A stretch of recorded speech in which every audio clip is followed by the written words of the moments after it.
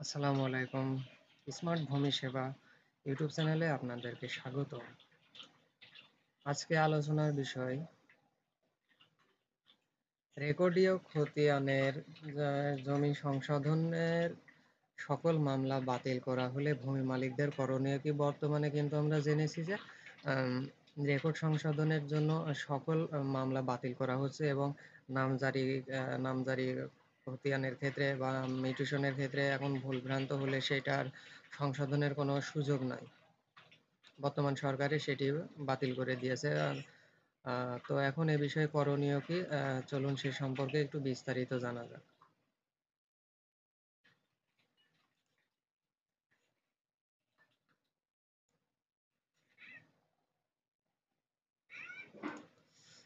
আচ্ছা, প্রথমত ভূমি মালিকদের করণীয় কি? সংশ্লিষ্ট রেকর্ড যাচাই করা। বাতিলের ফলে বর্তমান প্রচলিত রেকর্ড যেমন সিএস, এসএ, আরএস, বিএস বা আধুনিক ডিজিটাল রেকর্ড যেটা আছে সেটাই কার্যকর থাকবে। ভূমি মালিকদের উচিত বর্তমান খতিয়ান ও দাগ নম্বর অনুযায়ী জমি রেকর্ড যাচাই করা।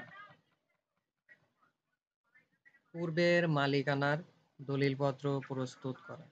যেহেতু মামলা বাতিল হয়েছে তাই যাদের পক্ষে মামলা ছিল তাদের উচিত তাদের মালিকানার সকল বৈধ কাগজপত্র, আহ, দলিল এগুলো আহ,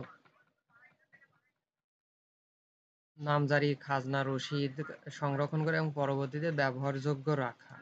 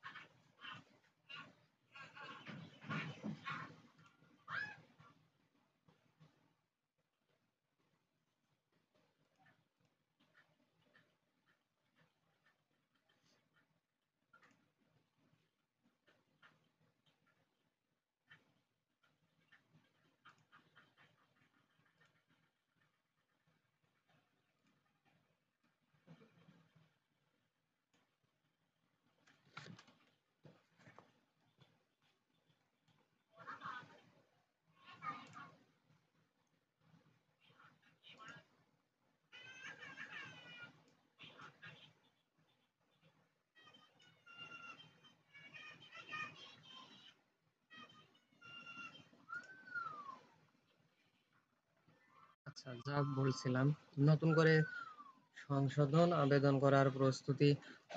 ধরুন ভবিষ্যতে যদি সংশোধনের সুযোগ আসে বা নতুন কোনো আইন নির্দেশনা আসে তাহলে আবার সংশোধনের জন্য আবেদন করা যাবে। সেক্ষেত্রে সমস্ত কাগজপত্র আপডেট ও প্রস্তুত রাখা গুরুত্বপূর্ণ।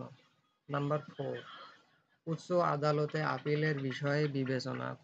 যদি আপনি মনে করেন যে মামলা বাতিল অন্যায় হয়েছে এবং আপনার পক্ষের ন্যায্য অধিকার ক্ষুণ্ণ হয়েছে, তাহলে আপনি উচ্চ আদালতে রিভিউ বা আপিল করতে যাওয়ার কথা ভাবতে পারেন।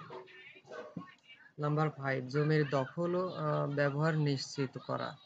জমি দখল যদি আপনার থাকে তাহলে দখল ধরে রাখুন এবং প্রয়োজনীয় জমির সীমানা, দাগ ইত্যাদি পরিষ্কার পরিচ্ছন্ন চিহ্নিত করুন। নাম্বার 6, আইনজীবীর পরামর্শ নেন। এ ধরনের জটিল অবস্থায় একজন অভিজ্ঞ ভূমি আইনজীবীর পরামর্শ নেওয়া অত্যন্ত গুরুত্বপূর্ণ। তিনি আপনাকে পরবর্তী করণীয় সম্পর্কে সঠিক গাইডলাইন দিতে পারেন।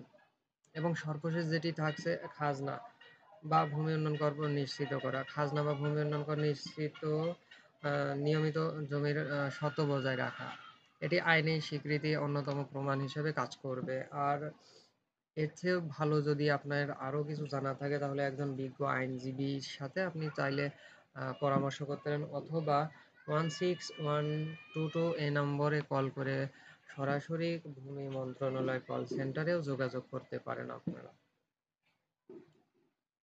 তো আজ আর কথা নয়, আজ এই পর্যন্তই। সকলে ভালো থাকুন। ধন্যবাদ।